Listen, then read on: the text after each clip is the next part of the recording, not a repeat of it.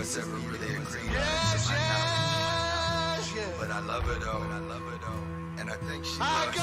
But you know how relationships go. Now check it out now. She started with the promise of perfect peaceful equality, calling me forth with liberty, justice, honor, and honesty. Probably the reason you get sucked by me if you're properly addressing she in my presence, blind with pride, just live the dream. Made to believe the deviation from her plan would lead to the devastation of a nation, no one around me. How can this be? Actions opposite of what she preach. Tells me be free, then she goes short ends of my leash, and I overlook it. Can't believe that she's crooked. Look at everything she done. Plenty blessings I took from just the thought of it gives me sugar. Double cross me, she wouldn't. Couldn't fathom the plots and plans against a man when she cooking. Come on, put it. Know I love you and it's grown since birth. Elementary, learn your pledge. Tell me why you came first. Blood, sweat, and tears drop in the bucket. So much more you're worth. No, you never do me harm, and I'm defending you to dirt. So send me to my grave. Come on, come on, come on, come on, come on, baby, yeah. Send me to my grave. What? Big bitch gon' be the death of me. Yes, yes. Yeah, I said yeah. Oh, yeah. I got a big mean woman. Check it out now. Lately she's influenced by power, corruption, money, greed. Funny thing, and folks convinced with something she needs. Barely feeds her own seeds, trapped and struggling at home. I know she see me bleed, she disrespect. Once more I'm gone. Tap my paycheck, tap my phone. Watch what I hand with the road I'm on. Once take a bank, she's illegally on. That right there, find a straw draw. I think bitch is officially on. I ain't giving up till one of us gone. Talk to me to make the real point of the song. Meaning I'm patriot about to be known. It's time to be the oath to the Constitution. And run you, better watch you doing it. First, you little mo keep trying to ruin. Rights we were born with, we ain't gotta prove them. How you abuse, got shit confused. You work for the people, don't serve you. I'ma say it one more time, better watch you do. Big brother, the world sees you. Catching out on the game schemes, capitalist, corporate, federal money machines, pharmaceuticals, companies that talk to genes, fluoride in the water and food causing disease. Mainstream media dumb us down.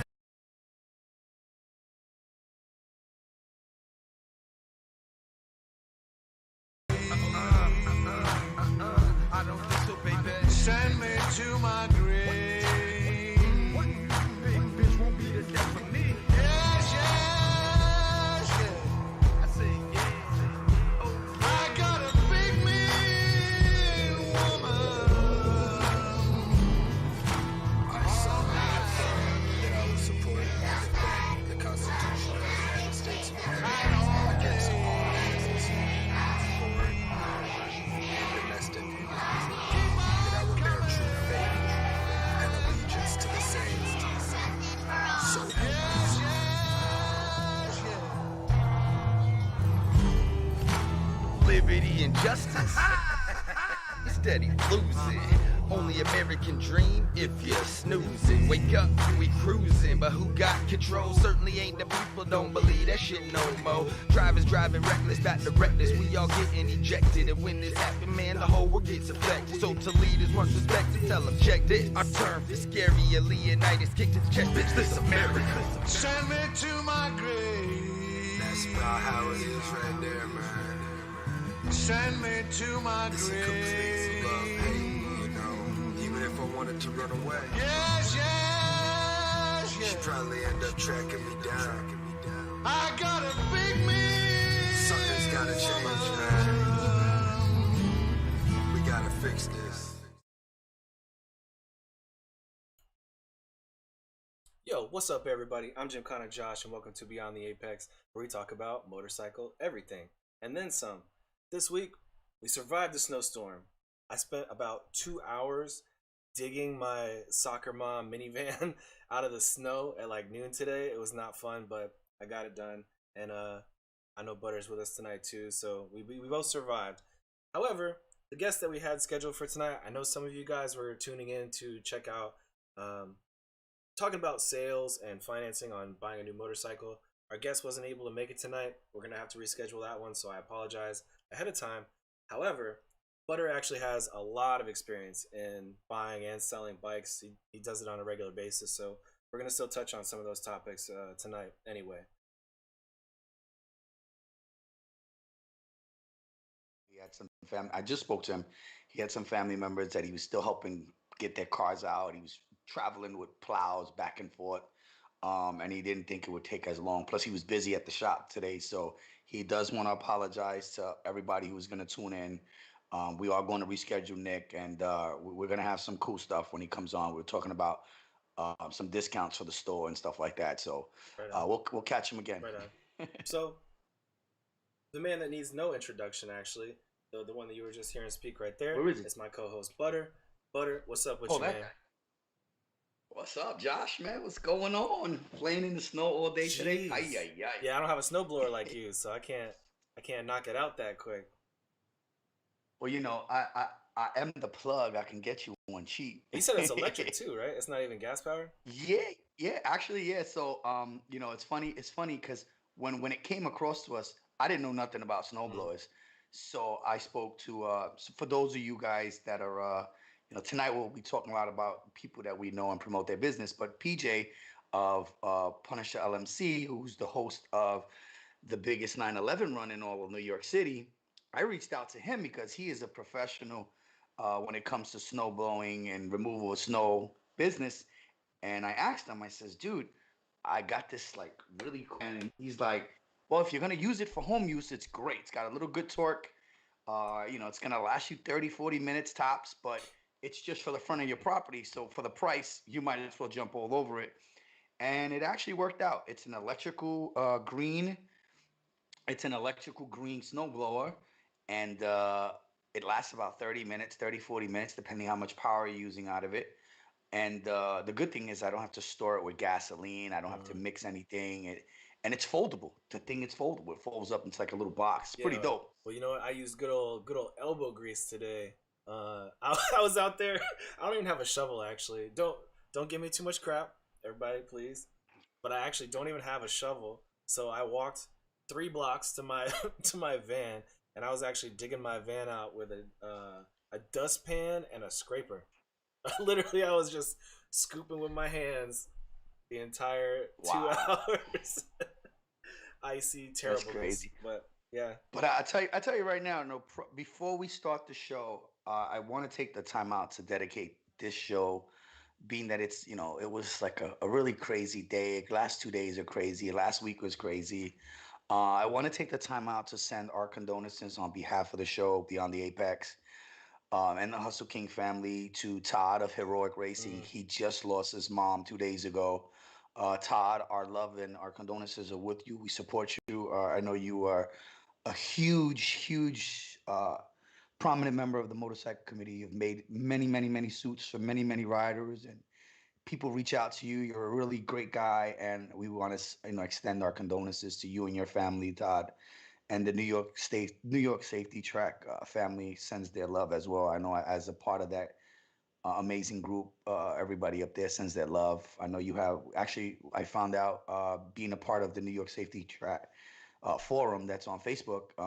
Todd, the day he lost his mom, had accepted me in the group, and as we were conversating, he brought this across. So it was kind of like a really like a shocking thing. He's like, "We'll speak later." He was still, speaking, and so Todd, again, we send our condolences on behalf of the show and the Hustle King family and New York Safety Track. Uh, the motorcycle community has also lost another prominent member of its community down in Florida. We lost AJ the Plug. He's part of Rough Rider family. Uh, he hits close to home. I rode with Rough Riders for a long time. I have roots back into like the originally founding members. So that the history of Rough Riders goes way back. But as well as the gentleman who passed away, he has ties to some of my members, Russ and Crystal, who are really, really like good friends of the brother who passed.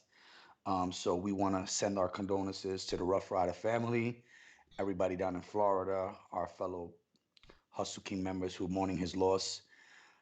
It's a tough few days.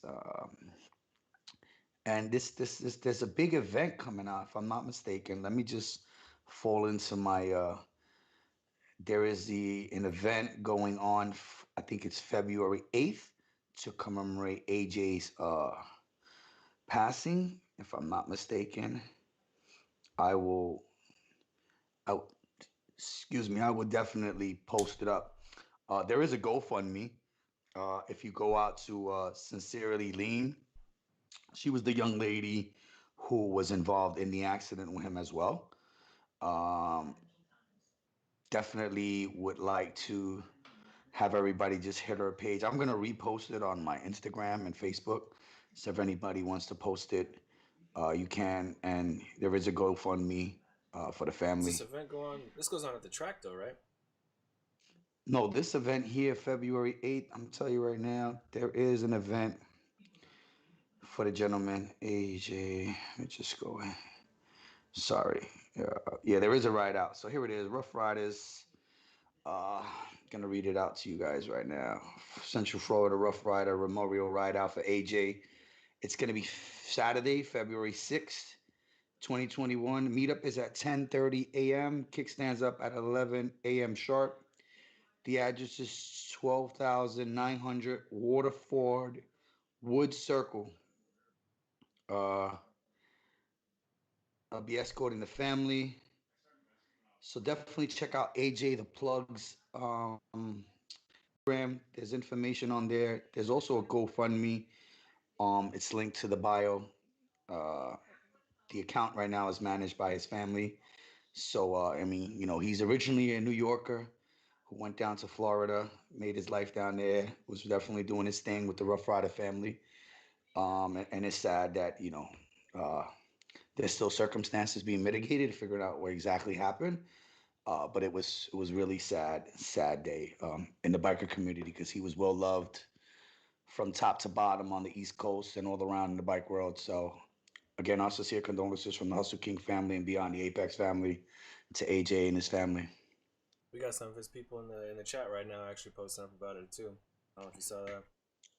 Yeah, we got Rough Riders in the chat. I actually sent a link to the young lady who was involved with this, and so she actually sent it out, posted it on to her group chat. So I really want to thank all the Rough Riders who are chiming in now. Subscribe to the show, be a part of what we do. This is a bike community chat. We do a lot of crazy stuff here, and we talk about a lot of bike stuff here. So yeah, it's pretty much it with that. I hate to have to spread bad news, but No, no, it's always necessary to at least spread the word, get the word out there. And but yeah. actually to kind of go on piggyback what you were saying with subscribers, community, followers. I definitely gotta say thank you to all the folks this past week that followed us on Instagram, that subscribed to the YouTube channel. A lot of love been thrown our way this past week, especially. I know we've been hitting it kind of hard. We've been putting the ads out there, running different things on Instagram and Facebook and whatnot. But just the outpouring of love from the community has been amazing, and we really appreciate it. I know not everybody out there understands how followers or how likes or how subscribers impact the channel, but it actually really does allow us, once you reach certain tiers, to kind of expand your channel and reach a greater audience and kind of do more for the community itself. So if you haven't subscribed already, subscribe to the channel while you're watching right now. It's right down there below. Hit the little subscribe button. It helps us out. It helps the community out. And also follow us on Instagram because we're starting to put a lot more stuff up there as well. Just again, thank you to everybody that subscribed and followed us this past week. Really appreciate that. So we have the Beyond the Apex gear coming soon. We're gonna have fitted. Mm. I mean, snapbacks. They should be in stock this week, and some T-shirts. So please, fans, look out. There is a lot of people that we will be sending stuff to. They've been involved with us since practically day one. I want to give some stuff Blacks. away, man. I want to give a Yeah, bunch of yeah, stuff away. absolutely. I definitely want to thank been with us from the beginning, like Kristen and Black City Riders. Bill's from Brooklyn Biker Network.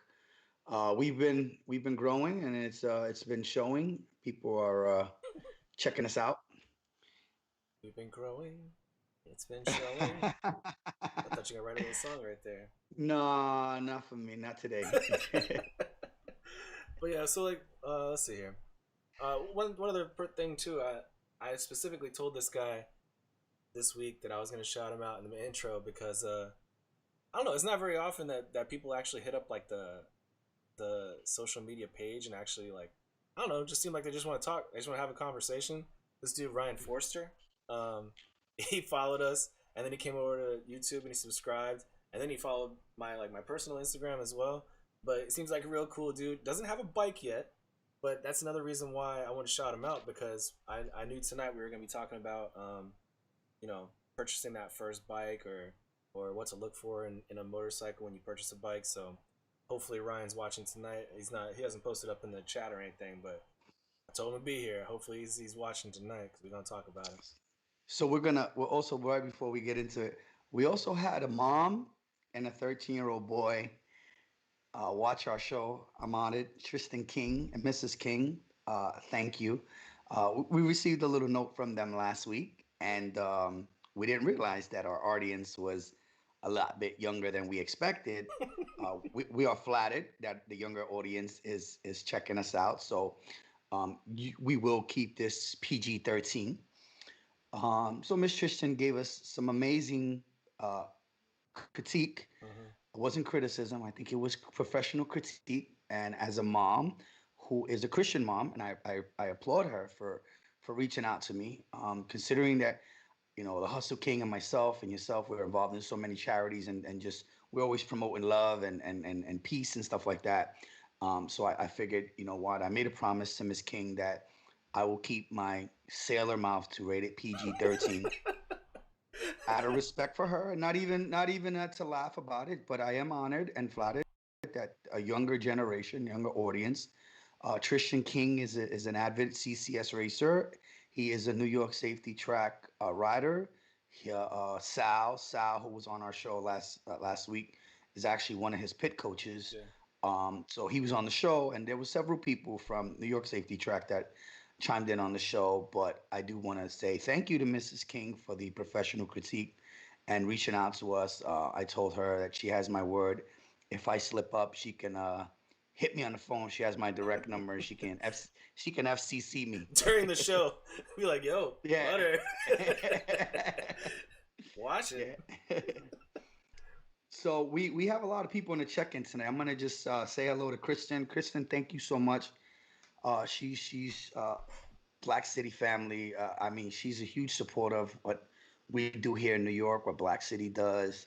Since I met her, she's just been like completely gun ho of the whole motorcycle world. She actually has a cute vlog, video. If you want, follow her on her Instagram. I will post it. I will actually repost it. She has a really cool video on how she got involved in the bike world and how she rides her bike. She really has a cool helmet. She has like a really iced out, studded, full face helmet. It's pretty dope. So shout outs to Kristen, who's always involved. Uh, Bills. Cowboy Boy 636. Check out his clothing line. He's got a clothing line. I think it's pretty dope.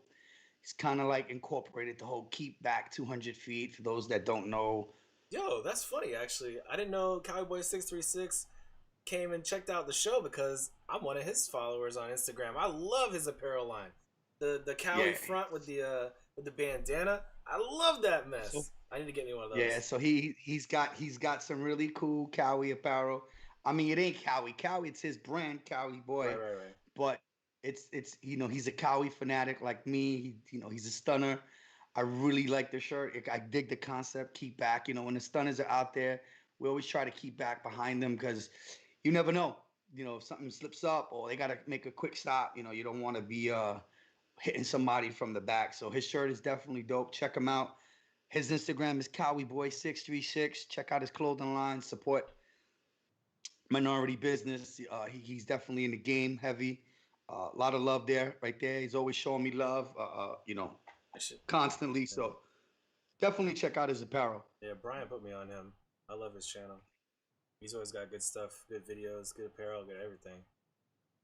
We also got Bills from the Biker Network. Yeah. He also got he has a clothing line as well as part of his Biker Network. So if you want, check out Will Chef for you on his Instagram. He has some really cool shirts. I actually have one of them. It's pretty dope.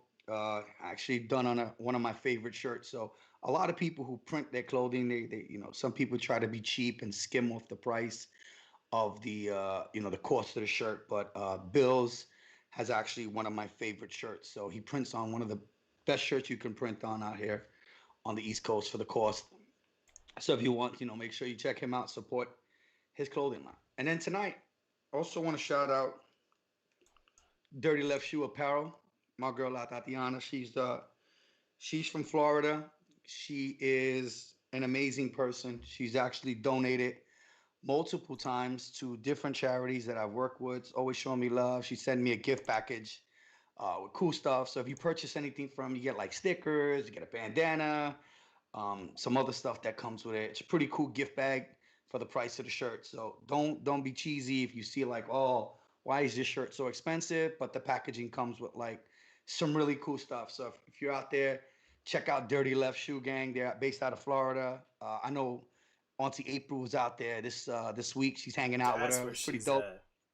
I saw her Yeah, she's posted out up in by the Florida. pool and like doing all this fun in the sun. Didn't tell nobody. Yeah. So Titi April was out in Florida this week. So if y'all see her riding, it ain't old pictures. She's actually out there riding. Shout out to Justin, man, the Forge Project. So I got a really good thing to talk about. He actually caught my mind. Justin's a really great guy, real big supporter of the show. Avid track rider. He's got a podcast coming out tomorrow. I think it's not a podcast. It's on what is this called? Clubhouse. So if you download Clubhouse, there's actually going to be a forum for single dads, single parents who have custody of their kids. How I think the topic is how difficult it is for like a dad who has his How to get children. back out there. How to get back out there. Yeah, so I think it's a really good thing because guys are kind of like different and they approach things a little bit different, and I think that's a good topic for men. So if you guys are out there want to check out a good podcast, check out the Ford Project. The only thing Uh, I got to complain about though is this medium that he's using. At least last time I checked, he sent me an invite to it maybe about a month ago, maybe almost 2 months ago now. But I think it's only for iPhone users, and some of us higher intellect individuals, we like Android phones, and we don't have access to it. So unfortunately, I this think is come, ladies and gentlemen. This is the debate that we have all day. I'm just gonna make it very simple. When it comes to computers, Josh got a Suzuki. I have a copy. That's all I have to say, ladies and gentlemen. What? Thank you and good night. I don't see the relation. We can go with that, but I don't see the relation. Lord have mercy. I think your what is it? Your what do they call that goes out all the time on the Jixers? Oh, Jesus Christ. Stater? Your stator is constantly out when it comes to the show. It's last week your fucking rectifier blew. It's a whole bunch of shit. Yeah, with but these see, Jixers. all right, but okay, let's play with analogies here, right? At least on the Gixxer, you can go buy a stator, you can replace the stator. But on your, well, I know Callie ain't really like this, but on your iPhone, you ain't fixing nothing on your iPhone. You gotta send it here, they gotta send it out there. You gotta have somebody in China fix it and send it back to No, you. absolutely not. I gotta warranty my iPhone. I just take it right back to the store and get a new one. Oh, so you just replace them. That's wasteful. Wasteful. So Actually, Justin just said beta is only on Apple. Guess the smart kids got to go back to school. So yeah, we'll catch on later. So I got some other stuff to talk about. So there is a huge project going on.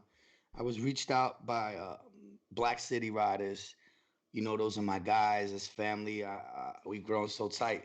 So they're actually going to put together a some sort of charity where we're going to be working with multiple clubs and we're going to be hitting different locations. Um, if anybody's interested on doing any charitable work, I'm pretty sure it's going to be a food drive. We're going to be giving food to the homeless, feeding the homeless. Huge event. Multiple clubs involved. You got us involved. We've even got motorcycle ministries getting involved. I've sent those numbers out to Justice. They got. I just confirmed with Wepa City. It's a car club, my cousin's club. He is going to get involved. Anybody want to get involved with this charity work, please hit up Black City Riders. This is going to be an epic event. It's going to be a huge day. We're going to be doing multiple locations. feeding, giving food out. He is taking charge. Hustle Kings is in for the ride. You know, we down for whatever they do. So it's gonna be really, really, really, really good. I hope any biker clubs that are watching the show get involved in this event because it's gonna be epic and it's gonna be for a really great cause. So reach out to Justice from Black City. You not hit any Black City member and they'll get you in touch with him. Hit me up. I'll get you. Just shoot me a number. It's gonna be really, really, really, really great. Shout out to my man Fox. We make stock, all right, Fox? Stocks, man. We could have a whole nother episode just on stocks. Matter of fact, I was going back and forth with somebody earlier about this mess. Okay. Actually, real quick, before we even talk bikes, right? I know you've been hearing this stuff about the like Dogecoin and AMC and all this other stuff. Did you get involved in any of that, or did you just stay out of that whole mess? I got involved in AMC, but it was just a, it spiked a little. But what happens is they got everybody. So what happens is when a company's like really doing messed up, they do like a little spike, and then everybody, it's like a frenzy, right? Yeah. Everybody dumps money into the stock, and it helps build this company out for this quarter, and then blah, the stock dropped by half in less than 48 hours. The same thing happened with like Hertz rental car. Like the person at the end, that dumped their money in at the very end, they got left holding a bag of stuff. Like it's just a gamble. It's not investing. It's not. I don't know. People have made good money off of it, but I didn't bother. I've been doing really good in the stock market. I didn't move anything. I didn't touch anything. I just sat back and watched the show, and then after the fact, I started laughing at people that had their assets frozen and like their purchases frozen. I didn't have to deal with that. Yeah. But anyways, let's real quick. Like I said, I know a lot of people checked in tonight because they wanted to talk about, or they wanted to hear us talk about buying that first bike or buying a bike at a dealership. You got a lot of experience with selling bikes.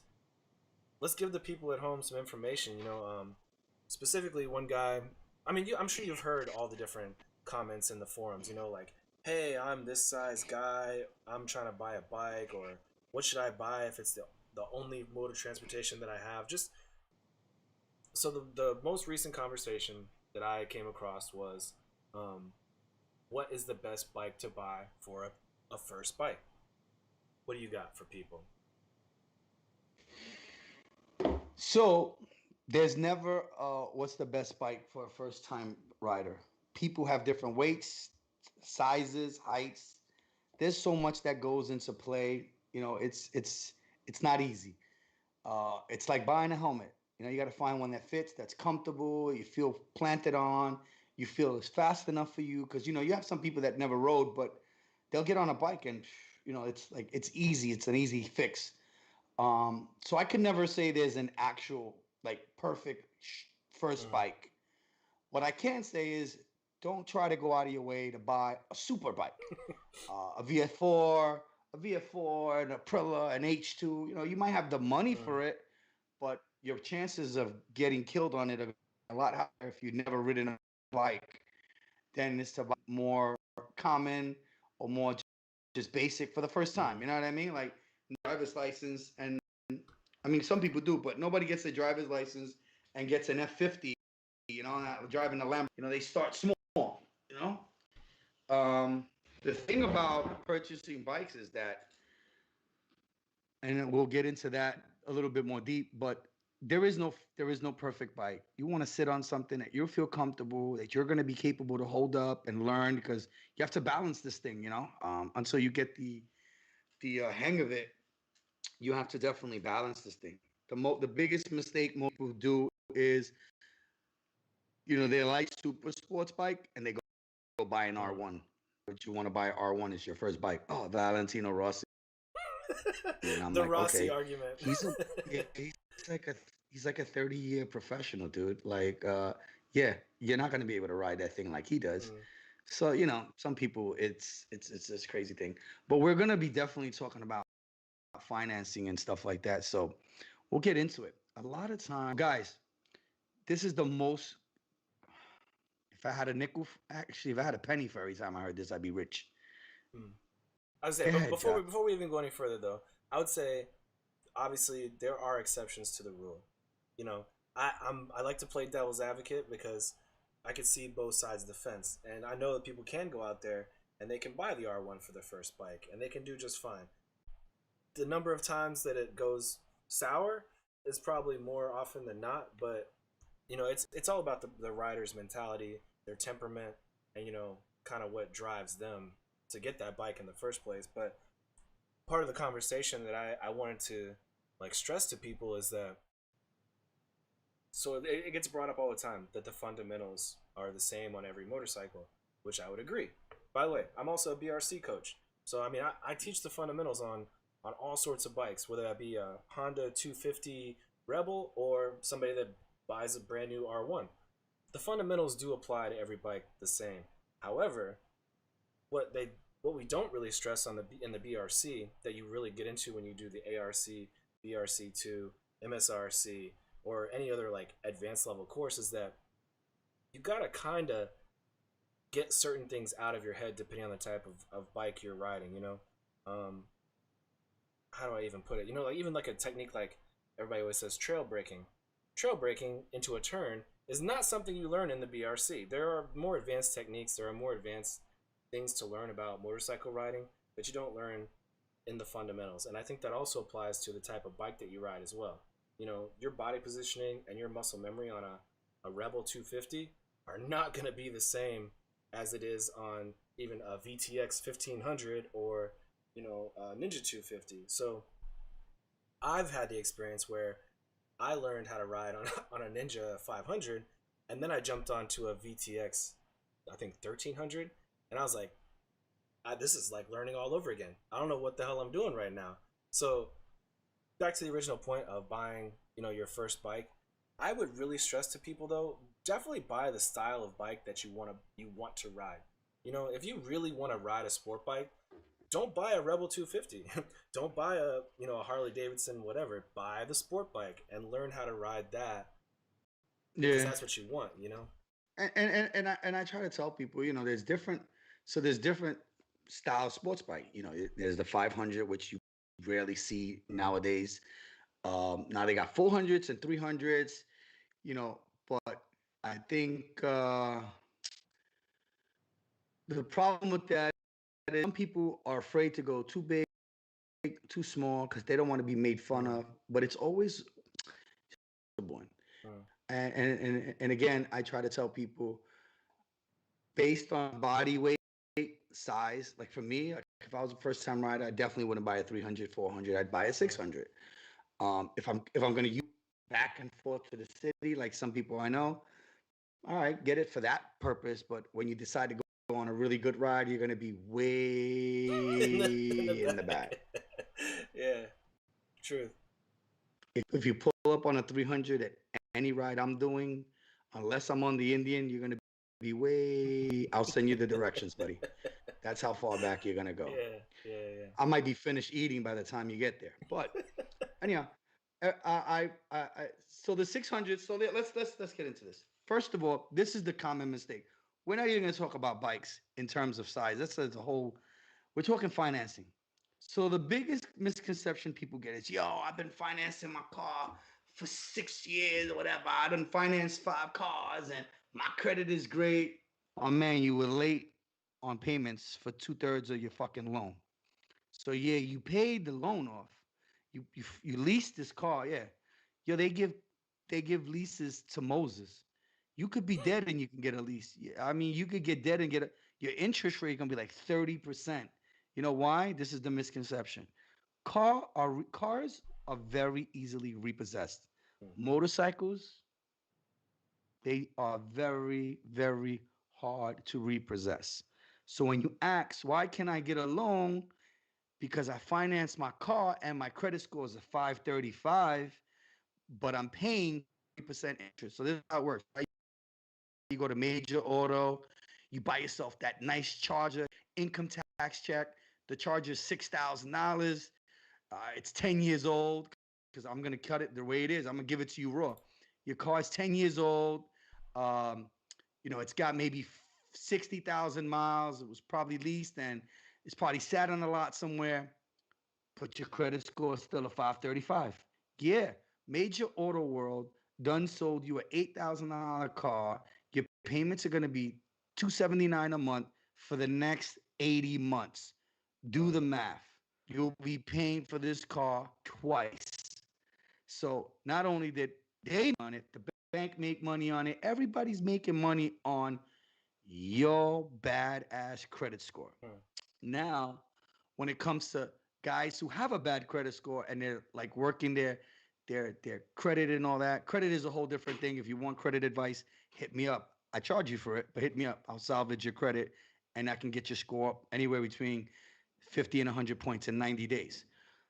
But the problem is that when you finance a car, they'll give any come to the dealership and you want a motorcycle, you know, you can be paying your slowly building your credit, not just paying your bills. That's the misconception too. People think because they pay their credit card bills, they make minimum payments and they haven't missed a payment. No, your credit score is still going to be low. When you finance a motorcycle, unless your credit score is 635 and above, you're not going to get it. Now people are upset. Oh, I worked on my credit. I'm this, I'm that. Again, motorcycle dealerships, motorcycle financing company, not the dealership. The dealership, once you get, they don't give a shit what your credit score is. So they're gonna want to sell you everything under the sun. But this is what happens, and this is advice from someone who does credit, someone who works in a motorcycle dealership, who worked for many years. I worked at King Cycles in 1999. I still got guys who follow me from back then, and this is the problem. You go to one dealership, you didn't get approved. You go to your friend's dealership, you didn't get approved. It's the same fucking banks. It's a revol. Excuse my language. Sorry, Miss King. It's the same banks every. It's Synchrony. It's Yamaha. It's let me tell you something. If let me tell you how hard it is to finance a motorcycle. If the car, right? This is Honda. I've seen this firsthand. Guy sitting in my desk, 745, 755 credit score. Guy never missed a piece. His his debt to ratio is like 10%, great all around. He never had a history of financing or leasing a car. Honda rejected his application. Completely rejected him. But then Yamaha gave him a $20,000 loan. So you see how that works? He had great score, but there was still that needed to be found to get a Honda as to opposed to Yamaha. Yamaha was like, oh, he got good credit, he pays his bills. Okay, we'll give him a $20,000 loan. Honda was like, he ain't never leased a car, he ain't never financed a car, and boom, they didn't approve him. You know what I mean? And so, I mean, actually, I'll tell you, man, I've never bought a brand new motorcycle. Partly because I don't want to go through the hassle of the financing or any of that other drama, but also because You're just cheap. that too. You're That just too. cheap, Josh. That You're too. just cheap. Let's say Just be honest. track You're just bikes cheap. and good motorcycles can be found for less than $10,000, and I'd rather just pay for it in cash. And I don't owe anybody money. I might be cheap, but I have an awesome credit score and I have zero debt. I just pay my cell phone bill and my rent, and that's it. That's all I got. I mean, as for me, I personally like to buy brand new stuff. I mean, if I get a deal on a bike, which I've had multiple times, yeah, of course. But not everybody got $7,000, $8,000 sitting in the bank, Mm. waiting for a deal to come across. So yeah, have I bought my bikes cash? Absolutely, brand new out the dealer, 7-year warranty. I'm great. I don't have no worries in the world for the next 7 years. But not everybody has that set. Now, What's the a good most rate though? important. If you were to go get financing for a bike, what would you say is a good rate for an average person? So if you, so if you got good credit score, if you really have a good credit score, any of the banks that handle the brands, Kawi, Yamaha, they give incentives. You get uh, 0.9 APR for like the first 36 months. Some of them will give you 36 months interest free, as long as you pay the bike off in 36. So there's different programs for people who have good credit. There's tons of program. I mean, uh, if you get in, if you even if you have the money, right? This is like a really good. This is something my brother always taught me. If you got good credit, use the bank's money, not your money, Mm. only because If you're getting 36 months of interest free, you can pay it off $500 a month. Right. Get it over with. Then keep that stack of money in the bank, and then just pay it off. All right, I had a good week this week. Boom, whatever. That's the only time I say, you know what? If your credit is really good, use the bank's money for that purpose. If your credit is not good, you could buy it out cash. Buy it out cash. Because banks are raping people, just straight rape. Yeah. If you buy a $10,000 bike, you're gonna buy a bike, you're gonna put all this money into it, then you have to pay this loan. By the time you done got $25,000 invested like with interest, and it's definitely not worth it. Um, so the every time you go, this is just me talking professionally. Every time you go to a different dealership and run your credit, you bang 10 to 15 points on your credit score, maybe even more. Every time you make a hard inquiry, not only do you get hit for the hard inquiry, that stays on your credit report for 2 years. So any inquiries, any hard inquiries, stay on your credit, comes up. That's penalizing on your credit. Again, so there's two ways the three major um credit bureaus, they do things different. Like on one of my credit bureaus, finance, because I have to, and it comes up on my credit bureau rating with the percentages. On another credit bureau rating, it doesn't show up at all. So my credit score is like 20 points difference on that credit bureau. It's only because the financing in one and not on the other. So your credit score, that's how it gets taken into place.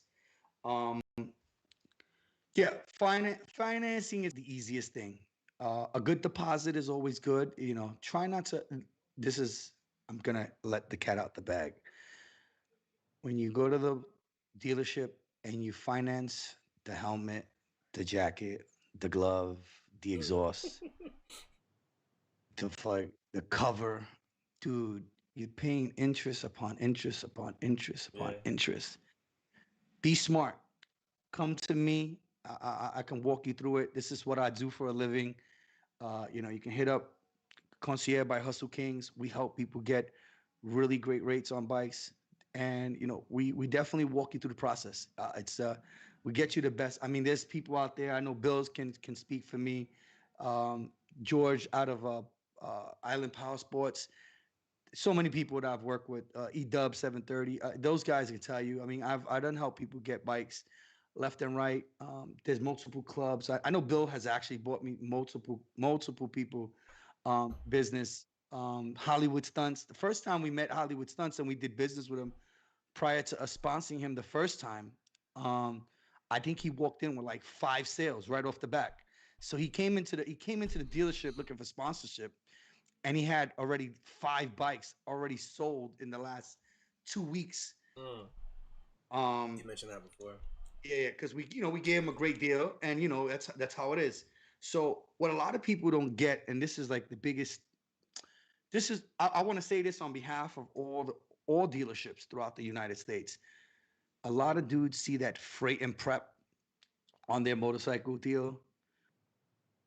Yeah, you might see it. Oh, why do I gotta pay freight and prep? Check it out. So we purchased this motorcycle from Yamaha, right? Like us, we do. There's a price on that motorcycle. What do you think? That motorcycle appears on the showroom floor? Absolutely not. I gotta pay someone like Mad Transport. That's a plug. Mad Transport has to transport the damn fucking bike in, and it costs me money, right? So I gotta pay Damien to go to the warehouse, the Cowie warehouse, and pick up these bikes. Hey, Damien, don't give up the location. Anyhow, so gotta pay somebody to go pick up the bike, right? Now you think this bike comes fully assembled with gas, oil, and everything from Japan? No, my friend. It comes apart. You just turned Japanese right there. You have to pay some. No, my friend. No, I'm just saying. No, my friend. No, egro here. But Lord. Someone has to build this bike, right? So now I got to pull somebody from shop service to go put these bikes together. That's a day's work. Now, if you work at a really decent motorcycle shop and you're making $20 an hour on that 10-hour day, that's a $200 day, right? I got to pay this poor guy, right? Maybe somebody got to come out and help him. So your freight and prep is going to cost you because I had to pay to deliver the bike and I had to pay to get the bike put together. So when you see freight and prep, guys, the dealership is technically not trying to rob you. They're trying to pass the cost to the customer, right? Because I had to pay for this bike that you wanted. I had to pay to come and get it. Now, people are going to debate me on it, yada, yada, yada. Yeah, it's all good. But this is how it works, my friend. It's very simple. Whatever the retail of the bike is, most of you people are not playing, right? Everybody's complaining, oh, 16,999. Can you give me a better deal? All right. Again, this is a plug. Um, this is a plug for the dealerships, all dealerships. I guess I'm being devil's advocate for the dealership as well as I am for the customer. Between the retail price of the bike and the actual cost of the bike, depending on the bike, maybe $1,500, you have that amount of money to That's play it, really? with. Just because you got a six, yeah, just because you got a $16,000, the retail price on a ZX10 is 16,999. My cost low 15,000. It's not a huge number. It's not like I'm getting the bike for $10,000 and I'm making $5,000. That's definitely not what's going on. So a lot of people get that misconception, like, these people are first of all buying the bike from the brand. The brand doesn't own the dealership. There is no corporate Apple, corporate Samsung. There is no corporate Cowie store. All these stores are individually owned by someone who put the money up to get the brand. So it's not like Cowie, you go to Motorcycle Mall, they have 20 brands. This guy, the owner of this place, had to actually buy into all these brands. You know what I mean? It's not like just put a location and sell all bikes inside Motorcycle Mall. No, it's not happening like that. But this. We want to educate the consumer. You understand? We want to make them understand why the prices are the way they are. Again, we pay cost, which is not much from retail. Our cost for the bike is not that much from retail. Again, on a smaller bike, like a 110, $100 difference between retail and cost. It's not much of a difference. So we're not really making anything. So you gotta ship the bike in, you gotta prep the bike. There's fees that go into it. So guys don't go into the mindset like, if you get in a bike and it's retailing for $16.99 and the guy gives it to you for $15.99, saved you $1,000. That's good. You didn't pay top price. You know what I mean? Like, you gotta pay something. People think, I can get it here cheaper, get it listen, listen, I've gotten customers. This is real deal. And anybody who knows me and knows Ronnie of Gotham Motorcycles, ask him to explain his story. Eddie Song, Gotham Motorcycles, they're on social media. Ask them, and I won't mention the name of the dealership, the person who sold them the bike. Ask them if they didn't get hoodwinked 2020. I mean, it happens. Somebody will give you the low, no way. I've had people call me and I'm like, there's no way you bought the bike for that price because it's below cost. I've had my own personal Hustle King members recently just drive to Tennessee. They got at cost. They got the bike at cost, maybe about $100, $200 over cost. They thought it was a steal. But by the time they do the numbers, it would be exactly what you could have got from me here in New York City and saved yourself a boatload of fucking But I driving. mean, dealerships too, they make their money back on in other ways, right? So even if you charge somebody, let's say 1,000 under like retail price for a bike, you still have the opportunity to offer them those warranties, that gear, that service plan. The actually, I mean, I don't know about the motorcycle dealerships, but I've seen some. Okay, I'm not gonna say some shady stuff, but when one of my boys was buying a car here in we were out in Long Island looking for his Subaru. Dealer threw on like $5,000 worth of fees involved, and this is kind of ridiculous. Like there's some other money to be made. So, like, what else? What else? I know I mentioned some of them, but like, what else does the dealership really make their money on then? So this is something that I would tell all body. I recently, Josh, you know my story behind the R1. I got lucky though. Uh, Maybe it's a manufacturer defect. Never knew what happened. I never really got closure on it. I was riding an R1 uh, in the garage, and it belonged to my ex-wife. Riding with my boys, and we blowing, doing 107. I go, I put gas, turn the bike back on. Bike, it sounded like I was riding a 250 with a supermoto pipe on it. And I get back, open the bike, complete motor is fried. Hmm. Fried. I've been riding close to 30. I've never, listen, I got bikes with close to 50, 60,000 miles on them. I've never even replaced a clutch. So for this to happen, I was just like blown away. No one could figure it out. When I, by the time I was 3 months out of the manufacturer 1 year warranty, and this is where I'm going with this. A lot of you cheap guys don't be cheap. Buy a new bike. Oh, listen, I'm gonna tell you from experience because I can afford to go through shit, but I don't want to if I don't. If you're gonna buy a bike and you're gonna, the dealership is doing you a favor. When that dealership says, "Hey, extend the warranty," don't blow them away. I have 8,000. The only other solution I had was to burn the bike and get the insurance, but I don't do things like that, right? I'm a legit guy. I don't do no illegal stuff. So I went back and forth with Yamaha, whatever. Lucky for me, as a Yamaha, sponsored employee, and my good friend Sabrina, my best friend in the whole world, I love her very, very, very, very much. I got a brand new motor from Yamaha, dead to rights. So the bike, after I rode it 8,000 miles, has a brand new motor from Yamaha. But that was because of my extended history with Prospect Power Sports family. They did right by me. They helped me out. We took care of everything on the back end. There was a good. I mean, I got lucky. I definitely got lucky. I got blessed.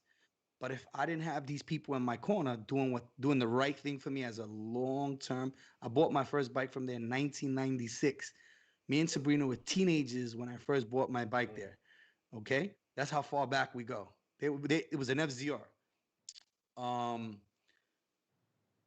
Imagine paying $8,000 to repair a bike. Now, imagine if you Almost didn't new have bike full too. That coverage, was right? almost new bike. A lot. It's 2016. I blew it last year, so the bike was only 3 years old.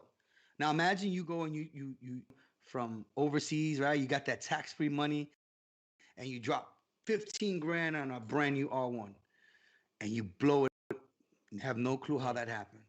And you're out of warranty. You done spend all your tax-free money that you got from the military, and now the dealer tells you got to pay $8,000 to fix this bike. What are you gonna do with this bike? The best thing you could do is part it out, right? I mean, you're lucky you get half of what you paid for the bike, part it out. So to spend the extra five, six, even if it's $1,000 on an extended warranty, believe even if you never used it, the peace of mind is amazing. It's so amazing because I know guys, and this is anybody who can tell you, I know guys that wreck bikes. I mean, literally riding bikes to as hard as they can. And you know what they say? Bike's under warranty. I don't give a shit. And they take it back to the dealership if it has a They get problem. something new, yeah. So, I know this is most people are saying, oh, but it's siding with the dealers because he's part of a dealership. No, I'm siding with smart consumers. Don't ever think, don't you always what people say, right? You get what you pay for, right? You get I get that all the time. Oh, this guy installed my exhaust and he I've heard horror stories. And anybody who knows my mechanic, we have mechanics that bring bikes that they can't fix to us. There's a lot of mechanics I would expose a lot of mechanics in the bike game if I made a list of how many mechanics reached out to me and my boy, talk about, yo, I gotta, cause you not that nice, Mm. homie. You not that nice. You gotta come to the best. And that's what happens. And you get people who buy brand new bikes and they do. First of all, if you buy a brand new bike and you adding stuff to it, consult with your dealer. Consult with your dealer. Unless you have someone like me who knows exactly what's warrantyable, not warrantyable. If bike and it doesn't, it doesn't void your warranty, reach out to somebody who knows. Talk to your boy, holla at your boy right here. I know exactly what's not. Actually, nowadays But don't there's go, not much you can do that doesn't void a warranty. yeah, flashing your ECU voids your Yeah, warranty like right off every the bat. little thing now, Right off the bat. they wised up to that. Anything you do, if even if you change your own something, they you come in the dealership and they see you don't have the factory lights on it, the first thing they're gonna ask you, if it isn't a certified Kawi Yamaha, warranty voided. Mm. Now, unless you have a good history with a retailer that you've been buying 20, 30 bikes from, he looks out for you, then that's a different story. But get involved and stop taking your bike to your homeboy. Your homeboy, listen, these new bikes after 2000, mechanic has been around 30 years. This guy knows about everything about bikes. Talking about Morocco. If you want to service these, no, Uh, no, Mike oh, LaVista, Mikey Moto. Morocco's great. I love Morocco. He's my go-to guy. He's a certified Yamaha Kawi mechanic, Kawi and Yamaha specs like this guy from 80s bikes to 2021. Absolutely. But when it comes to working on bikes, when I say working on bikes, like just performance wise and doing certain things, Mike's been my go-to guy since I was a mm. kid. I tell you, he built my bike in a living room after an accident. Um, so what I was saying was that if you have a newer bike, first of all, any of these new bikes from 16 and up, the technology is beyond your local Right. street mechanic. If you're working on a bike, if you're doing any electrical, any motor work, any ECU flash, certified place, you're gonna mess up your bike and it's gonna cost you tons of money down the line. Mm. Pay the little extra at the dealership where the work is warranted, it's certified by Yamaha, Kawi, whatever brand you buy. They do the work and it's messed up. The brand is gonna back you. The dealership's gonna back you on the work. Get it done. If you got an older bike, 10 years old, yeah, you don't want to waste the money. That's fine. Those older bikes are a little bit more easy to view. My advice from 2016 and up, these new street bikes are completely all computerized. If you do not have the tens of thousands of dollars software that it Mm. takes to fix these bikes, to read what's wrong with them and to reprogram, you are playing with your bike's life. And that can affect you in the long run because a lot of these new bikes have a lot of fail safes and a bike locks up on you, a bike, changes, goes into safe mode. While you riding, you're dead. So take my advice. If you're riding anything 2016 and do not let Joe Blow mechanic in the backyard of your homie fix your bike. It ain't Is happening. there You're gonna have a lot of is there a problems. difference you think between like the dealerships that are sponsored by or that sell a bunch of different manufacturers' bikes, or if you were to go to like a specific Kawasaki dealership, do you think there's a difference in the support and the general? Uh, So I'll give you a lot of tip. So I had when I had did my bike, when I had my ZX10, there's a forum bike, brand new out the dealership.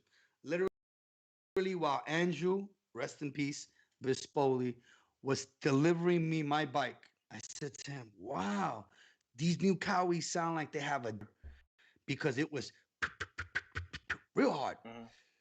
And from the factory, the cam tensioner was no good. Hmm. Right off the factory, cam tension is no good. But now you take your bike to the dealership to get it fixed or whatever, and you hear this big price because there hasn't been there hasn't been an issue of a recall issue yet, and your boy changes it in the backyard. Do you know there are special tools to just do just about any Mm-hmm. work on the new Cowies, new Yamaha? I needed a wrench. I think it's some sort of wrench or some sort of program thing. I had to borrow it from another dealer because they will not authorize me to work on the bike because I did not own the item. I did not own the tool to fix this bike. It was a simple fix, Mm-hmm. but because I did not own the tool, I had to order the tool. It was $4,000 to work on a Yeah. bike that I was getting paid peanuts on. So I had to pay $4,000 to make Yeah. $500. You get it? So if your homie works out of his backyard trying to make a few bucks on the weekend, to pay 4 grand for a $500 job, there's a good chance he's not paying the 4 grand. Dealerships, dealerships, in order for them to be authorized to work on your bike, they need to have the tools. First of all, mechanics need to be on forums because there's been multiple times that even though I have not had a problem with my bike, Morocco would call me and say, "Hey, Cowie, there's a recall out on Cowie." Sabrina calls me too. Mm-hmm. Sabrina would be like, "Hey, doesn't your brother ride this? He's got a what, 18? I ordered the part." And right away, she's on the phone. Your local homeboy down the block don't have those tools. He's not on forums. He's not. There's someone at the dealership constantly issues, recall issues. They're literally getting information in real time. How many times have you got a recall letter or someone tells you, yo, there's a recall on a bike? I guarantee you from the day you found out, there's at least anywhere between 2 weeks and a month before you got that Yeah. information. The dealership's getting it firsthand. They get, we just discovered a recall. Contact your customers. And that person has to go through a list like Sabrina does. She has to go through a list of all the customers who purchased this bike in the last 2 years and call every customer, even though the brand is going to send you a letter in the mail, right? Because that's how they operate. They have to legally send it to you in the mail. But Sabrina's ahead of the game, calling you, say, "Hey, come in for a recall. It's a quick fix. It's going to take an hour or two. We'll schedule you in. I'll order the part for you." Your boys don't know this. Your local mechanic doesn't know. So this is the big difference between the dealership mechanics and the street mechanic. No, but I mean, what's the difference? Do you think there is any difference between like the conglomeration dealerships that have the Ducati, Aprilia, BMW all in one, or just going to, let's say, like the BMW dealership? Like So there's really no difference. okay, It's all about so Motorcycle Mall is in a prime location. mm, Their location is based in an area where all the brands that they house inside their brand, there's no other brand within a certain amount of miles. mm, So, in order for you to actually have a brand housed in your location, there has to be a specific distance between your dealership and the next dealership oh really? that sells the same brand. Huh. Yes, like right now, the closest. So we're in Brooklyn, and Cross Bay is about over 10 miles from me. So I can sell Cowie because the next Cowie dealer from me is in Staten Island. Mm, So it's just the bridge alone is 2.5 miles. right. So it's more than 7 miles. I think it's 7 or 8 miles. So you have to have a certain distance from each brand. So again, Motorcycle Mall does not have anybody within, I think, a 10-mile radius of them. So they're able to house all those brands. All right. Um, but in order to house those brands, you have to have certified mechanics in those brands. It's not like they're hiring Joe Schmo to work on your bike. And no, if he's not a certified mechanic. So let's say, for instance, Augusta. We know my friend Bill just bought an MV Augusta. And if he takes it to an MV Augusta dealer for any issue, an MV Augusta mechanic has to work on it, right? If someone at that dealership is not an MV Augusta mechanic, works on that bike, and something goes wrong with the bike, the dealership is held liable because MV Augusta would like MV Augusta mechanics to work on their bikes. Now, simple things, I can't get into the depth of that. I would have to speak to Mike, who's the GM, who's the manager of repairs over there. But obviously, there is a form to go with that keeps the dealership and holds the dealership responsible for their actions. Okay, gotcha. I'm still kind of on the fence myself about the whole new bike thing. Not just because I'm cheap, but I mean, really though, most people I think, like I'm just not a baller like that. Like I would rather have. Well, at one point in time, I had three bikes. I had the street bike, the track bike, and then another street bike. And for the price of all three of those bikes, I could have one nice new bike in cash out of the dealership, done deal. But I don't know. I would rather have something I could beat up on and not really worry about it. And So this is me. You're always gonna have that one bike you could do whatever the fuck you want with it, right? And then there's days where I just want to chill and I cruise and I take my $30,000 Indian and I ride up and down the coast and I don't have a worry in the world. And even as a brand new bike, you have problems with your bikes. Like I've ridden my bike with 3,000 miles and it cut off on me, you know, like it's a circuit breaker issue, right? Um, things happen. The thing about having a new bike, if you haven't ridden anything 18 and up, completely different, brother. think so. I can guarantee you. What year is your track bike? Track bike is a 2004. Next time we go to New York, 50, I'm gonna let you ride my brand new track bike. It's like going from a tractor trailer to a speed bike. Why you gonna talk about? When I Kesha tell like you, that? there's a huge difference. You're talking weight. You're talking electronics. You're talking technology. But I can't My even max difference out. between. I can't even max out this 2004 that I got though. But see, here you go. You're talking about maxing out. It's not about maxing out, bro. It's about being comfortable. The difference in the ride. When I remember when I had the Gixxer, the 05 Gixxer, I was doing a 148 at New York City. 148, 149. Maybe actually no. Excuse me. When I first started on that one, I was like at a 155. First day, I was like a 155. Horrible. I felt uncomfortable. I kept fighting myself, fighting myself. I finally got to like a 148, 149 on that particular bike. Blowing, trying my best, trying my best. Nothing I could do. I just wasn't comfortable. Wasn't comfortable on the bike. I get on the bike. I said, so you know what? Finally, I get on this Triumph. First day on the track, 146. First day. Never rode the bike before. Never rode it with a suit. Never nothing. 146. First day on the track.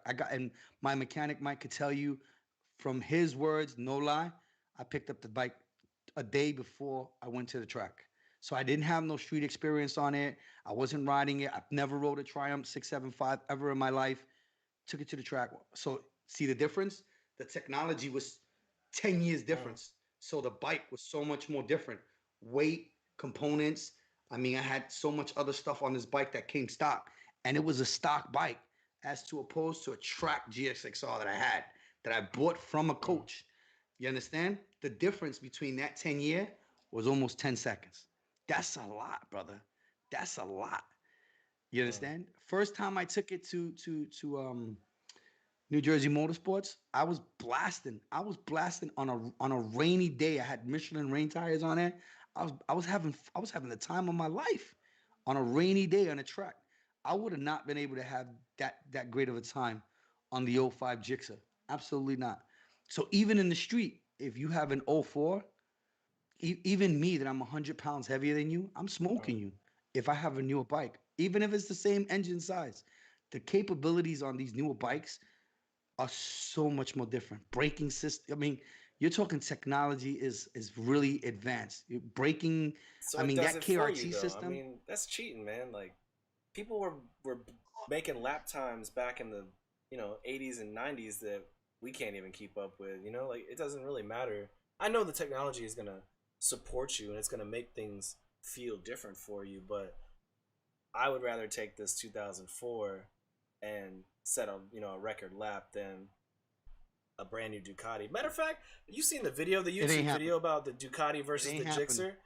Gixxer was what, a tenth of a second faster than the Ducati Panigale around Buttonwillow or some track like that. So I tell you something about the Jixers. You know I'm not a fan of the Jixer. No. Absolutely not. So I had a friend. I had a friend a while back who was a good friend of mine. Has a really nice bike. Has the Jixer, and we roll. We swap bikes. The difference between the Jixer. This is just my personal opinion. If people want to chime in on it who ride Jixers, I felt more of the power coming from the motor. Let me just explain. Like it felt like I was riding a nice '67 Camaro, even though it was a brand new Jixer 2017, whatever the case may be. The power was from the motor. We on the ZX10, I felt like it was the power was from the computer. Like the computer moved the bike. You get what I'm saying? Different. It was I was going the same speed. I was flying. I was doing a buck 70, but I felt the power come from the motor on the Jixer. Whereas so I always believed that from the motor to the computer to the memory to the output takes a little bit longer than it's just straight power. You know, it's just like going from point A to point B. Best way to do it is a straight line. But if you got a zigzag, which most of these bikes have all these new components, that split second of computer telling one part to the other part to do something is a big difference. These Jixes are really, really fat. They're powerful. Don't get me wrong. I mean, listen, Cowies are not the fastest bike, but we know that they haul ass. They win championships, right? I mean, Tom Sykes, who rode a BMW super bike is 4/10 of a second faster on a straightaway. So we know the bike has literally more power. It's faster, but is not as nimble. So, you know, it is what it is. So the video I was talking about, I know you've seen it because I think you commented on it when we It's a shootout. It's a shootout. I'm pretty sure it's like a half price hack. 2020 Ducati Panigale V4S versus the 2005 Suzuki GSX-R 1000. And I forgot what track they're on, but I know it was somewhere in California. But the Gixxer was either completely even with the Panigale or faster around the track. It wasn't even just a straight line though. So I mean, but I tell you right now, you know, you see the video and they give you the years, but you have to really check on the specs. Same tires. There's a lot of bikes out there. Yeah, but when tires is nothing. I mean, that's fine. We could run tires, but there's a lot of alteration on a 2005. In order for listen, the difference between a 2005 and a 2020, it's got to be almost 100 pounds. Please look at it. The older bikes are a lot, even if they're close to 500. The new, you got bikes weighing in at like 300 and like 90 something pounds. You know, 424 wet. It's a big difference, man. It's a big difference. You know what I'm saying? Especially if you guys are not the same size. You know, weight is everything. Weight is everything. Yeah, especially on bikes. I can see that. I think they even swap bikes though. Well, for those people at home that are interested in that video, go check that out. Well, I wanna give in a few plugs to a bunch of amazing people who are fans of what I do. And I tell people, I actually reposted a video of when we first met and when you interviewed me. We've come a long way from that. I was humbled of when I first met you. You was all giddy like, now you really don't. Now you don't even pick up the fucking calls. I can't even get you to pick up the fucking calls. When you watch our video, when you watch our first encounter with me and Josh, he was so humble and nice to me. Now that motherfucker don't even want to pick up this motherfucker. This motherfucker. That's not true. And then I gotta chew him out because he, See, shout Butter out complains. to Josh. Butter complains, but he'll also be the first person to say, "I'll call you right back," and then never call your ass back. Yo, bro, I get anywhere between 400 to 500 phone calls. Excuses, see, right? Excuses. Yeah, your excuses. I'm on post with my gun up. Yeah, that's a pretty good excuse. I gotta call you back. My mom is calling me. She calls me 20 times a day. I hear you. Well, I listen. We're coming up on our 1 year anniversary, and I want to tell everybody. So our anniversary is coming up. We've come a long way. I posted. If you haven't seen Josh's, I think it's his 3rd episode here in the States. He sits down, has an interview with me. I was really humbled how he spoke. He continues to talk to me in a way like a student is to a teacher. His respect level for me is really beyond. Um, it's just unbelievable. Me and him get along very well. We have a great relationship. There's a lot of people that I get along with, like Josh, like my business partner. You know, we've been together 5 years, me and my business partner. Shout outs to my man Berto. I love him very much. He has taught me to be so humble. He's like a huge humble giant. Like you can't, you can't, you can't beat anyone like him. He's special. He's helped me control a lot of how I used to be 20 years ago. He's my mentor. He's my psychiatrist. He's my therapist. So, when we met, it was a lot of like, it was fun. Like, you were really intrigued, and we decided to do the show. And I think March would be like our 1 year anniversary. So I think for our 1 year anniversary, we got to do something special. So, to all the people that chime in on the group chat or are in the, follow us on social media, give us an idea what we should do for our anniversary show. Who should we bring in? If we should get some, I think we're gonna have to give something away on our anniversary. I'm gonna have to reach out to my helmet people and maybe get a Beyond the Apex helmet done, Yo, custom yo. made. Let me reach out to my peoples. I think that would be a great idea. We'd do something special. So if you're watching the show or you follow us on social media, just give us an idea for our anniversary show. Reach out to me or Josh, either way. But I do want to give some quick shout outs to some people who really support us and support me a lot. Shout outs to Cotton Hustle. That is my clothing store.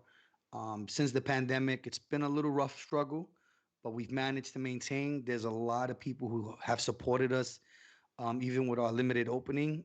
Shout outs to the Trim Lounge, um, my boy Els from the 16, taking, bringing us business. Uh, Uprose. It's just a lot of brands. Too many to remember.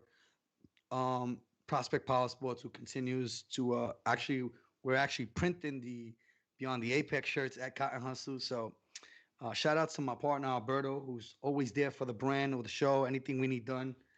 If you want to get custom made cups like this, he's your go-to man. We do embroideries, we do hats, we do socks, we do robes, we do sports bottles. If you want to put a picture of your on your underwears, whatever you want, we can do it. Nothing we can't do. We do a lot of fundraising stuff. Anybody who knows, we've done a lot of fundraising stuff, cancer awareness stuff. Shout outs to Cotton Hustle. They're my guys. I also want to bring in this really cool. These are some great people.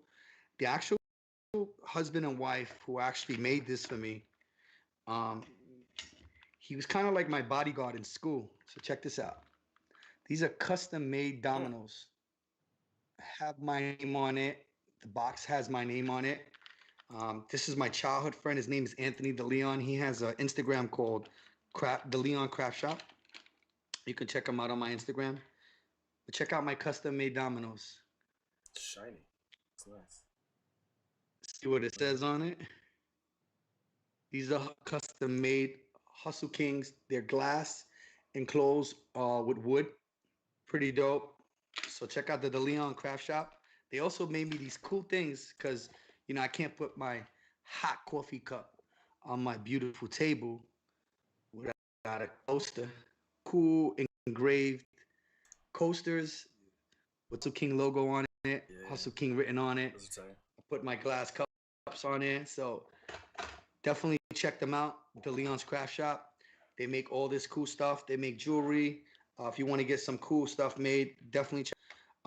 There was a gentleman who actually sent me this. I got like a really good rate on it. This was also another coaster I got done. If you really want something like this done, coasters, dominoes, custom made stuff, hit me on my Instagram. I will plug you in directly with the people so you can place your order. I just want to shout them out only because they're a small business, the minority business, family business, and stuff like that. We need to promote for our friends and families. It's not that expensive to plug in a friend. If you're looking for treats, Valentine's Day is coming soon. I have a really, really good friend. His name is Carlos. Him and his wife and their daughter have chocolate boutique. They make cakes and amazing desserts. Hmm. It's called Made with Love, BK. Yeah, man. Hmm. I'll tag you, Josh. Josh, my man. Yo, listen. I know when Carlos hears this, he's like, "Well, plug, plug, plug." But let me tell you something, man. I've I can't thank these people. It's called Made with Love, Brooklyn.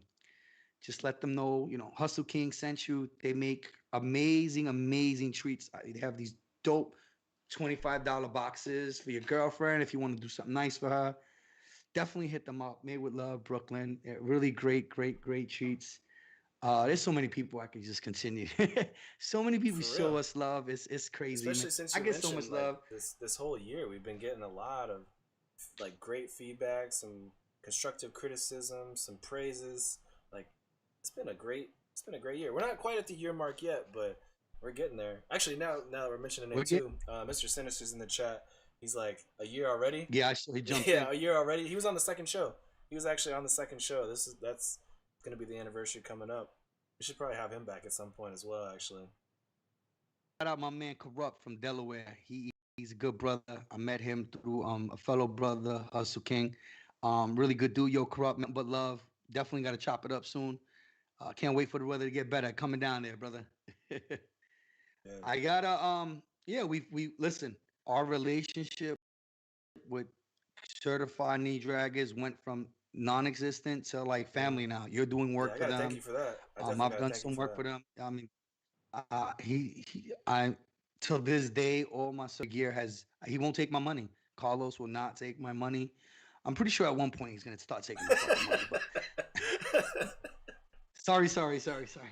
Jesus Christ, I'm trying, Miss King. I swear to God, I'm trying. Yeah, our relationship with Carlos has grown. He's been very good to us. Major sponsor of the show. I can't thank him enough. Actually, one of our track buddies, or one of my track buddies. I don't know if you have met him yet. Have you met Alex from Lynx? Uh, No, I don't think I have. he's a European guy. I'm gonna say Ukrainian. Has a black and gold. Usually, when you go up to New York Safety, that time we was up there, had the whole Polish mob out there. They were like from the front gate all the way to where we were sitting. That time we went with it was me, you, Justin, and Gershon. I think you're thinking of somebody. I don't think You I was there remember? with you.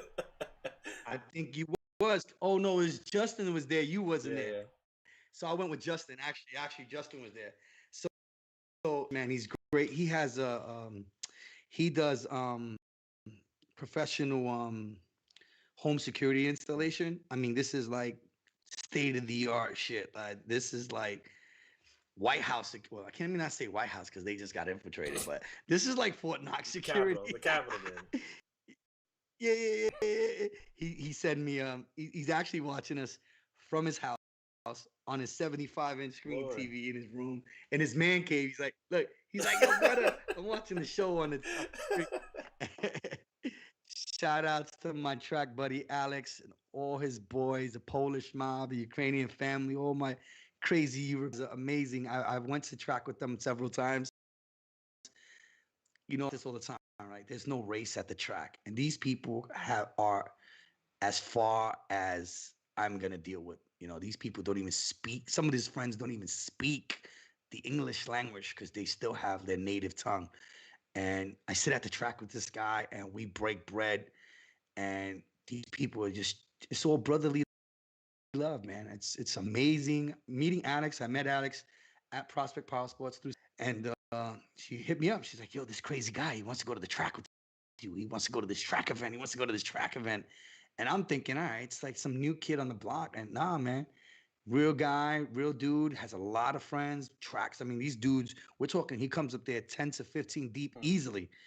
And he wanted to ride with me, and we've been friends ever since. And great guy, man. So if you guys are looking for, when I say top-notch security, he's a sponsor at New York Safety.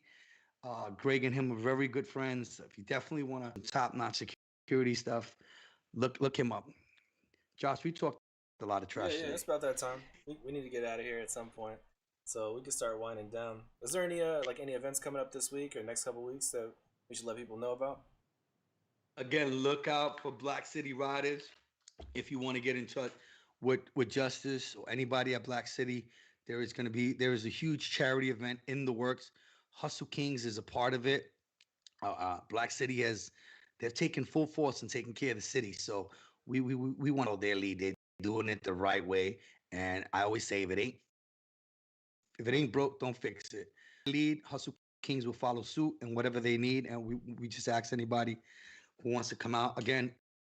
Rest in peace to AJ the Plug. There's a huge ride out in Florida. If you're down in Florida, going to Florida, or just want something, is the place to be. Yeah, it's going to be reckless. Rough Riders is hosting this event. It's a great ride for a great rider. March, Daytona's coming. So for those of you guys that are on your bikers, your cruisers, even your sports bike, man, if you haven't been to Daytona, it's on and popping. The city just agreed on doing it. So it's going to be very big. In terms of the brands, I think the brands are probably going to hold back a little bit. Normally, when you go there, there's tons of demo events from every brand out there. They're located in the parking lot of the Daytona Speedway. There's actually racing going on at that time. So you'll get to see a lot of the racers. If you're out there, it's a really great week. If you've never been there, my advice to you, if you want to go down there at a great time, for whatever days it is, split it down the middle and go on the back end of the week, the back end of the event. The back end of the event is actually pretty cool. I just got some information on a bunch of events that are going down. Some will be exclusive to by invitation only. If you're not part of that club's family or network of friends, you will be tossed out. So try not to no, I mean, because it happens, you got these prominent clubs, they host an event and word gets out, and then Joe Schmo, who don't know nobody, decides to show up because he thinks it's cool to, join the club. Oh, yo, the 1%ers are having a party. My man, if you don't know nobody and you haven't been personally invited, stay the fuck out of the party. You're gonna get yourself. Tell you enough. 1% Club. That was like me trying to crash Freedom Block's event last week at RPM Raceway. I mean, Dennis he's such a charitable man. I mean, it was an open. He invited everybody. I was saddened that I didn't go. I had some stuff to handle here back home. Dennis is just trying to keep us relevant in the winter. There's a lot of places that are like still going out in Florida, Georgia, out west. And then out here it's freezing, it's snowing, and we can't. It's not like we could out here in the street. So he's just trying to keep people together. Shout out to the Set Magazine. They had their actual a meet and greet. So Seb from the Set Magazine, all the sponsors who actually sponsored to his magazine, they had a huge event where all the clubs that are part of his sponsorship went out and showed face, and it was really cool. It had music. Is that here? It was COVID-19 friendly. Yes, it was COVID. People were wearing their mask and practicing social distance. Yes, they were. But it was a great event. I got a lot of good feedback on it. It was food, music, DJ. It was really good. So shout out to the Set Magazine for putting on an awesome event. If anybody got pictures, photos, please put them up so the rest of the world can check it out. If you're not a sponsor of the Set Magazine, please do so. Hit up Sev. Also, another one of our sponsors, Mike from Mike's Pro Lids. He's got events coming up towards the end of the month. And then somebody mentioned in the chat too, Florida. I don't know if they're specifically talking about March Madness, but Certified Knee Draggers event is at Jennings GP 26, 27, 28, or maybe it's just 27, 28. But that weekend, basically, Certified Knee Draggers holding it down at Jennings. So that's New York invades Florida. I'm gonna tell you right now, if you have not been to an event, please attend one this year. I promise you. If you see me at this event and you tell me you're having a boring time, we're gonna turn it up. You know what? People don't even really have a choice, because even if they've never been in a Certified Knee Draggers event, Certified Knee Draggers is crashing the party at every track, at everybody else's events this year. It's a grocery list of places that Certified Knee Draggers is showing up this year, so it's gonna be a party no matter what. Let me tell you how this is gonna happen. Carlos is a very quiet, humble guy, but he gonna be rolling with some heavy hitters, not bike wise as well. Not only on the bike, we gonna bring smoke to a lot of track, whether it be in the novice group, intermediate group, expert group. but don't think you gonna come out there and bully us because we coming deep and we strapped. We'll literally have to beat people up if we have to, but we coming there to make noise. Don't hate on us. Show us love, cause we coming to a track near you. AVV Racing, Hustle King, Certified Knee Draggers, Team Reckless. We gonna make noise out there this year. For sure. Yeah, I think we should probably call it a wrap after that. Yeah, absolutely. Right.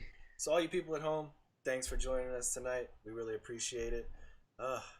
Almost a year down. That's actually kind of crazy to think about. But thanks for sticking around with us if you've been here from the beginning. If you haven't, down below this video, there's a subscribe button. Hit the subscribe button. Hit the little bell notification icon so you know every time we go live.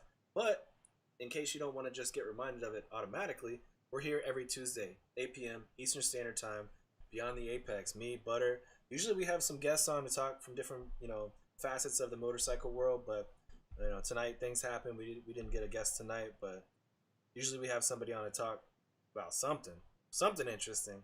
So come back, join us. We really appreciate it. And as I always say, leave this world better than you found it. Peace. Peace.